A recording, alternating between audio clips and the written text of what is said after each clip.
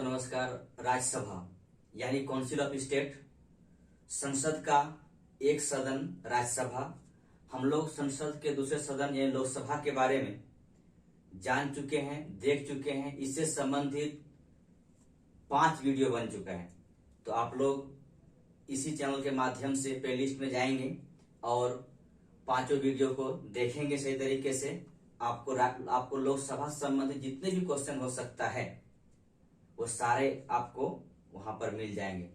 जो भी कुछ आगे चलकर मैं कोशिश करूंगा पीडीएफ देने के लिए आपको, और पीडीएफ दूंगा भी, ये मैं आपसे आज बता रहा हूं। तो फिलहाल मैं नहीं दे पा रहा हूं क्योंकि मुझे कुछ और बहुत सारे काम होते हैं, इस वजह से मैं दे नहीं पाता हूं। तो पीडीएफ आगे मैं दूंगा। तो फिलहाल आप 5 वीडियो देखेंगे जिससे आपको राज्यसभा का जो एक कॉन्सेप्ट है, जो अवधारणा, उसे क्लियर हो जाएगा। आज हम लोग देखेंगे, सॉरी, लोकसभा का 5 वीडियो है, तो 5 वीडियो को देखेंगे जिससे लोकसभा का जितने भी कॉन्सेप्ट है, जितना भी उसे कॉन्सेप्ट है वो सारे क्लियर हो जाएगा। कुछ फैक्ट मिलेंगे और कुछ फैक्ट मैं आपको पीडीएफ के तहत आप तक पहुंचाऊंगा। ठीक है।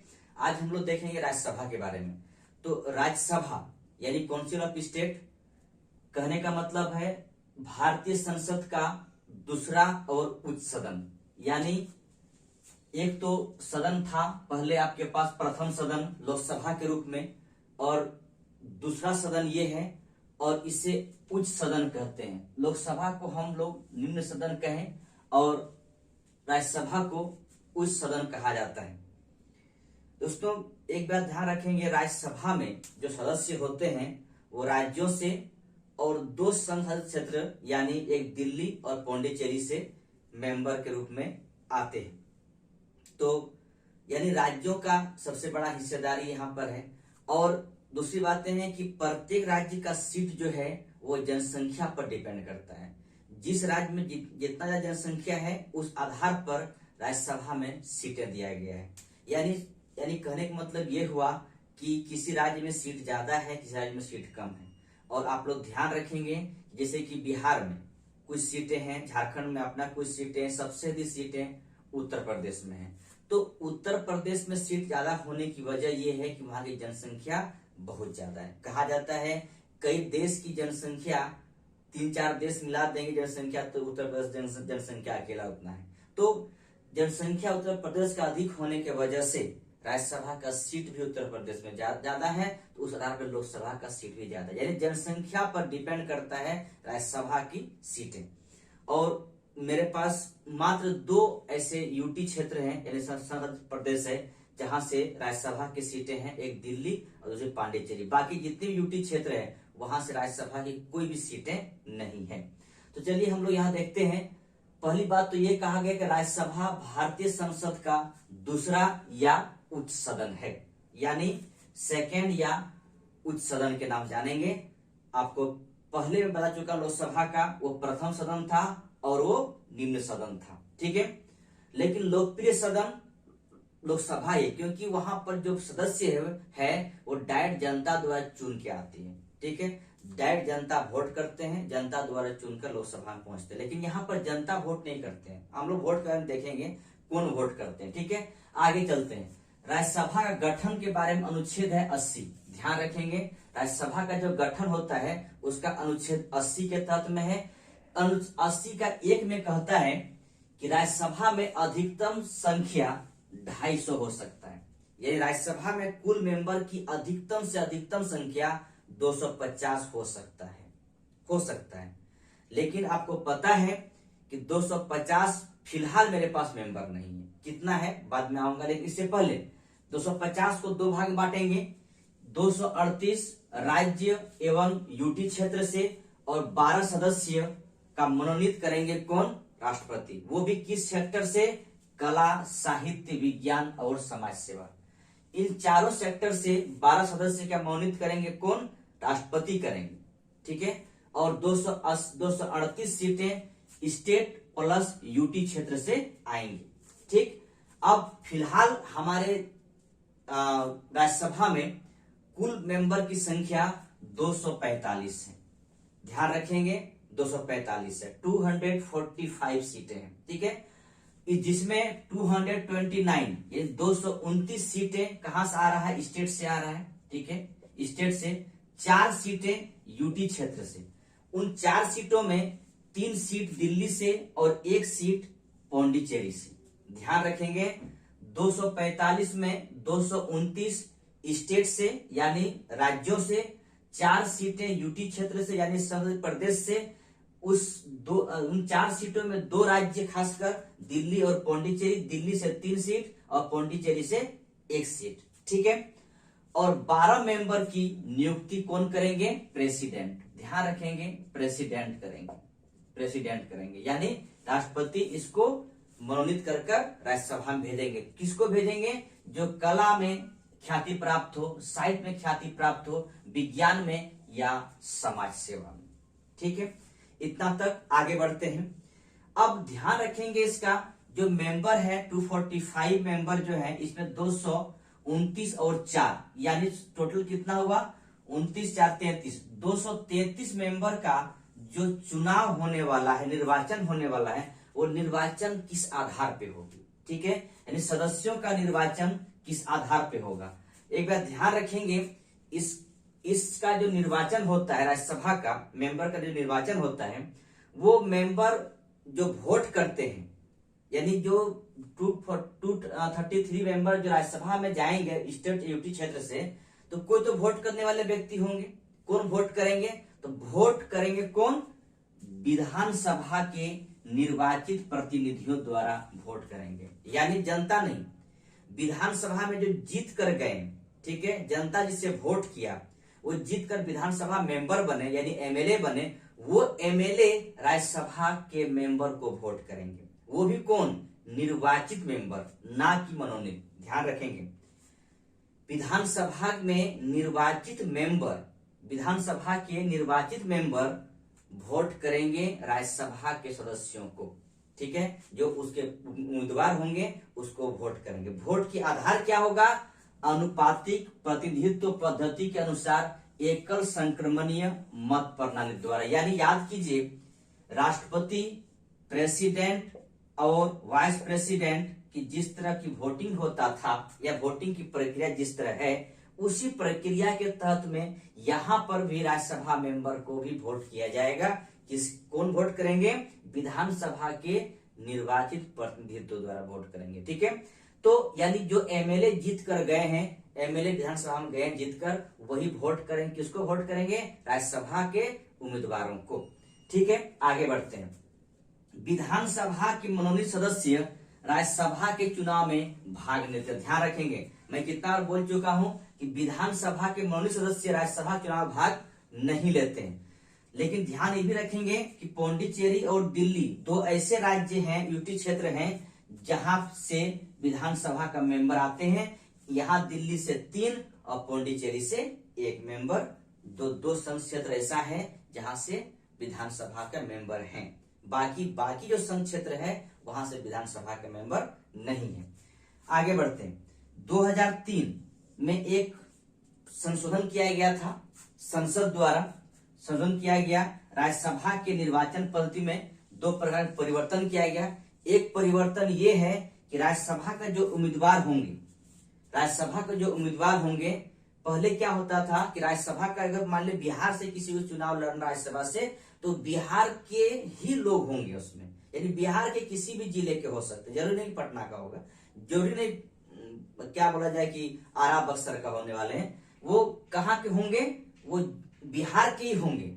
लेकिन 2003 के बाद ये कहा गया कि वो जरूरी नहीं कि उसी राज्य का निवासी होने, यानी जिस राज्य से राज्यसभा चुनाव लड़ने जा रहे हैं, उम्मीदवार के तौर पे जा रहे हैं, वो जरूरी नहीं है कि उसी राज्य के वो निवासी होना चाहिए। वो निवासी इंडियन होना चाहिए, इंडिया के किसी कोने का हो, वो आकर चुनाव लड़ सकते हैं किसी भी राज्य में। ठीक है, यानी किसी भी राज्य के राज्यसभा से वो उम्मीदवार के तौर पे उम्मीदवारी कर सकते हैं। अब ये बैंड खत्म कर दिया गया, बाउंडेशन खत्म कर दिया गया कि जिस राज्य से चुनाव लड़ना है उसी राज्य के निवासी होना जरूरी है, ऐसी बात नहीं है, खत्म कर दिया गया। ठीक है, इसीलिए ध्यान रखेंगे कि बहुत बार आप मनमोहन सिंह को तो आप सबको पता होगा, हमारे देश का 2 बार प्रधानमंत्री रहे, फिर आरबीआई गवर्नर रहे, बहुत सारे उनके पास पद है जो कि बहुत ही अच्छे व्यक्ति भी हैं। तो वो असम से 2 बार जो हमारे प्रधानमंत्री बने, 2 बार जो राज्यसभा के चुनाव राज्यसभा से आए, वो दोनों बार असम के राज्यसभा मेंबर के तौर पर आए, यानी असम से वो चुनाव जीत कर आए। तो असम राज्यसभा से, तो आप ध्यान देंगे कि अब राज्यसभा मेंबर बनना चाहते हैं, उम्मीदवारी के तौर पे आना चाहते हैं, तो आप इंडियन होना चाहिए। जरूरी नहीं कि उसी राज्य का मेंबर आपको होना जरूरी, ऐसी बात नहीं। दूसरा बात कहा गया कि गुप्त मतदान के स्थान पे अब खुले मतदान की व्यवस्था किया गया, यानी अब गुप्त मतदान नहीं होगा, खुले में मतदान किया जाएगा। अब ओपनली मतदान होगी, अब गुप्त मतदान नहीं किया जाएगा। ठीक है, कौन किसको मत देंगे ये सबको पता चल जाएगा। ठीक है, पहले क्या होती थी, गुप्त मतदान होता था, यानी छुपा के मतदान होता था। ठीक है, तो अब क्या हुआ, खुले मतदान की व्यवस्था किया गया। यानी यहाँ 2003 में संसद द्वारा सभा के निर्वाचन में 2 परिवर्तन किया गया था। ये दोनों परिवर्तन के बारे में मैं आप लोगों को बताया। ठीक है दोस्तों, हम आगे चलते हैं और आगे फिर इसके बारे में कुछ जानने की कोशिश करेंगे। दोस्तों, राज्यसभा के बारे में कुछ जानने के बाद हम लोग आगे चलते हैं और देखते हैं सदस्यों की योग्यता, यानी राज्यसभा में सदस्यों की योग्यता क्या होगी। दोस्तों, याद है आप लोगों को लोकसभा के बारे में कि लोकसभा में जो सदस्यों की जो योग्यता होती है वही राज्यसभा के सदस्यों की योग्यता भी वही है।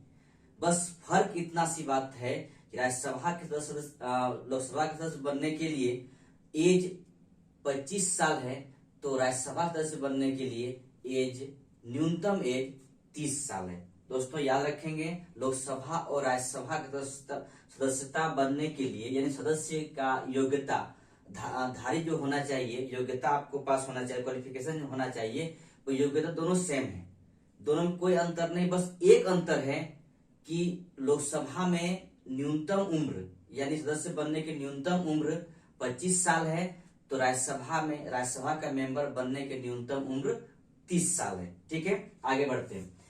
कार्यकाल क्या होगा, अनुच्छेद दिया हुआ है आपके पास, अनुच्छेद 83 का 1 में कहता है कि राज्यसभा एक अस्थायी सदन है, यानी राज्यसभा कभी भी भंग नहीं होता है, राज्यसभा कभी भंग नहीं होता है। लेकिन उनके राज्यसभा के 1/3 सदस्य यानी 1/3 सदस्य प्रत्येक 2 साल में अवकाश ग्रहण करते हैं। ठीक है, राज्यसभा कभी भी भंग नहीं होता, अस्थायी सदन है, ध्यान रखें दोस्तों, अस्थायी सदन है, भंग नहीं होता है। लेकिन उनका 1/3 यानी 1/3 सदस्य प्रत्येक 2 साल में अवकाश ग्रहण करते हैं, और उतने ही सदस्य फिर से राज्यसभा में आ जाते हैं, यानी राज्यसभा फिर से फुल।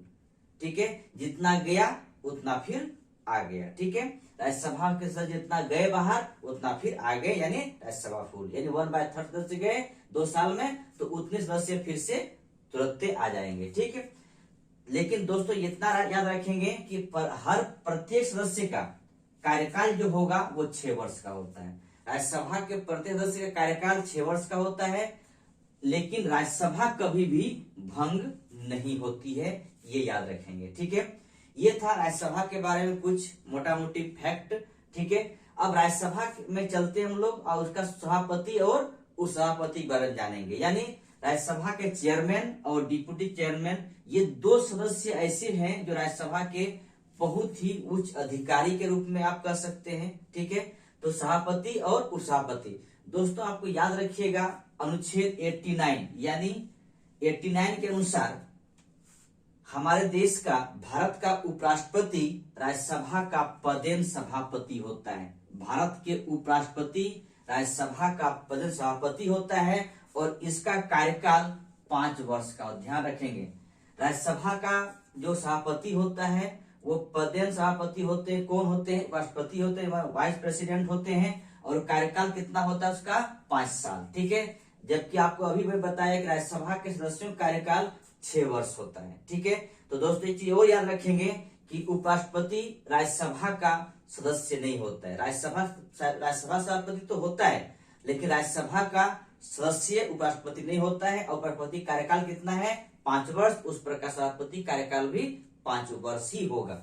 आगे, राज्यसभा अपने सदस्यों में से किसी एक को 6 वर्ष के लिए, ध्यान रहे दोस्तों, राज्यसभा का जो मेंबर होते हैं अपने ही मेंबर में से, अपने सदस्यों में से किसी एक व्यक्ति को 6 वर्ष के लिए उपराष्ट्रपति यानी डिप्टी चेयरमैन के रूप में निर्वाचित करते हैं, अपने में ही चुन लिया जाता है। ठीक है, आगे इसके बाद उपसभापति को राज्यसभा के तत्कालीन समस्त सदस्यों के बहुमत से प्रस्ताव पारित कर हटाया जा सकता है। दोस्तों, अगर उपराष्ट्रपति को हटाना हो, उपसभापति को हटाना हो उसके पद से, तो राज्यसभा के तत्कालीन समस्त यानी उस समय का जितना मेंबर होंगे उस सब ने मिलकर एक बहुमत से प्रस्ताव पारित करेंगे और राज्यसभा से उस सभापति को हटा दिया जाएगा। ठीक है, तो इसी प्रकार हटाने की जो रीति यहाँ पर है, इसी प्रकार सभापति को भी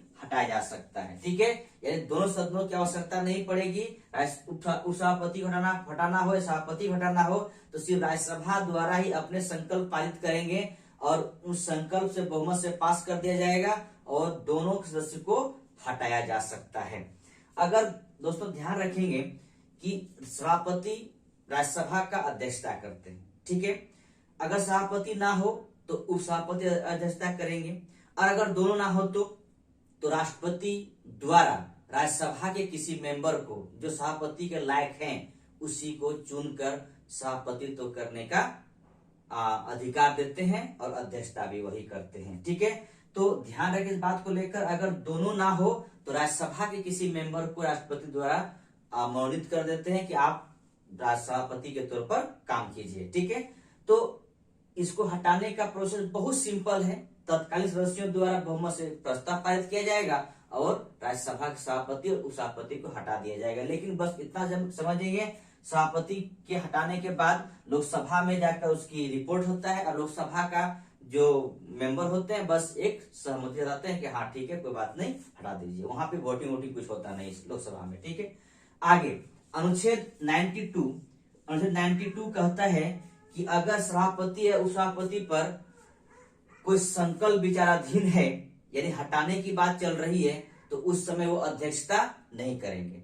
सभापति और उपसभापति जो दोनों में अगर दोनों के बारे में संकल्प विचाराधीन हो तो उस समय सभापति या उपसभापति अध्यक्षता राज्यसभा का नहीं करेंगे। ठीक है, और एक बात मैं पहले बता दिया आपको कि उपराष्ट्रपति जो होते हैं वो राज्यसभा सभापति नहीं होते हैं। ठीक है, उपराष्ट्रपति जो होते हैं राज्यसभा सभापति तो होते हैं लेकिन सदस्य नहीं होते। दोस्तों याद रखेंगे, उपराष्ट्रपति जो होते हैं राज्यसभा का सभापति तो होते हैं पर सदस्य नहीं होते, इस बात का ध्यान रखेंगे। ठीक है, और अगर उपसभापति को हटना हो तो जब इच्छा करे उपसभापति को सभापति को लिखित हस्ताक्षर के साथ में पेश कर दे तो वो उपसभापति अपना त्याग पत्र कभी भी सभापति को संबोधित करके दे सकते हैं। ठीक है, तो उपसभापति को हटना कोई बड़ी बात नहीं है। आप जब इच्छा करें उपसभापति को हटे तो बस सभापति को अपना हस्ताक्षर देकर त्याग पत्र वो दे सकते हैं। ठीक है दोस्तों, इतना याद रखेंगे। ये था मोटा मोटी फैक्ट। अगर आपको एक बात और इसमें जान लीजिए कि सभापति का अपना अधिकार और कर्तव्य क्या है। ठीक है, यानी कार्य क्या है। देखिए, लोकसभा के अध्यक्ष का जो कार्य है वही कार्य सभापति का भी होता है। ठीक है दोस्तों, लोकसभा के अध्यक्ष के बारे में बहुत अच्छी तरह मैं समझाने की कोशिश किया हूं। चाहे तो आप प्लेलिस्ट में जाकर लोकसभा का जितने वीडियो बने उसे देख लेंगे आप लोग, तो उसके बारे में कहने का मतलब लोकसभा के अध्यक्ष के बारे में जान जाएंगे। तो जो उनका अधिकार है लोकसभा में वही अधिकार सभापति का भी राज्यसभा में भी होता है।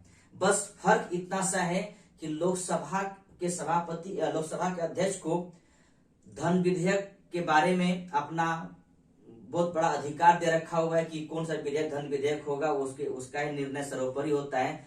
इस बात को लेकर सभापति यहाँ पर कमजोर पड़ जाते हैं क्योंकि राज्यसभा सभापति जो होते हैं धन विधेयक पर कुछ भी नहीं कर पाते हैं और लोकसभा के अध्यक्ष जो होते हैं धन विधेयक पर सर्वोसर्वा। बस इतना सा फर्क है और कोई बात नहीं है। ठीक है, जो लोकसभा अध्यक्ष का जो कार्य है, उत्तरदायित्व है, अधिकार है, वही अधिकार सभापति का भी राज्यसभा में है, बस धन विधेयक पे सर्वसर्वा लोकसभा अध्यक्ष है, और यहाँ पर धन विधेयक पर सभापति का कोई भी अधिकार या कर्तव्य नहीं है। बस इतना सा फर्क है, कोई बात नहीं। ठीक है, हम लोग चलेंगे आगे और देखेंगे राज्यसभा का अधिकार कर्तव्य क्या है, राज्यसभा की शक्तियां क्या है, इन सब के बारे में जानेंगे।